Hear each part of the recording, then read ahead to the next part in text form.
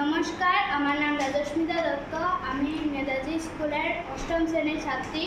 আজকে আমি local community প্রবলেমের বিষয়ে কিছু বলব। শিলচর শহরের সম্প্রদায়ের সমস্যা সমূহ: জলাবদ্ধতা ও নিষ্কাশন ব্যবস্থা দুর্বলতা। শিলচর শহরে অনেক অঞ্চলে অল্প বৃষ্টিতেই জল জমে যায়।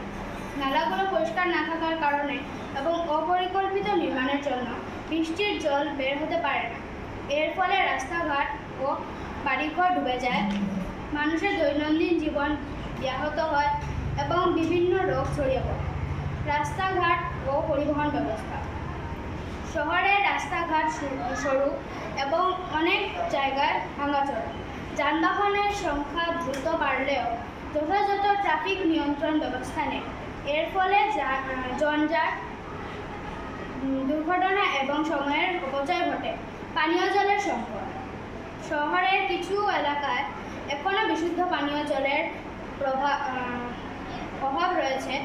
পাইপলাইনের মাধ্যমে জল সরবরাহ সব জায়গায় পৌঁছায় না, ফলে মানুষ টিউবওয়েল বা কূপের উপর নির্ভর করে। স্বাস্থ্য ও পরিবেশ সমস্যা: জলাবদ্ধতা, আবর্জনা জমে থাকা ও বিশুদ্ধ জলের অভাবে শহরে ডেঙ্গু, ম্যালেরিয়া, টাইফয়েডের মতো রোগের ঝুঁকি বেড়ে যায়। এছাড়া বায়ু ও শব্দ দূষণও একটি বড় সমস্যা হয়ে উঠেছে। অপরিকল্পিত নগরায়ন ও দখলদারি সমস্যা: শহরের অনেক জায়গায় ফুটপাত, নালা, সরকারি জমি ও রাস্তা দখল করে দোকান বা ঘর তৈরি করা হচ্ছে। এতে জনচলাচল ও পানি নিষ্কাশনে বাধা সৃষ্টি হচ্ছে।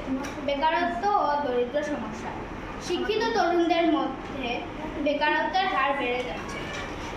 অনেক মানুষ পর্যাপ্ত আয়ের উৎস না পেয়ে কষ্টে দিন যাপন করছে।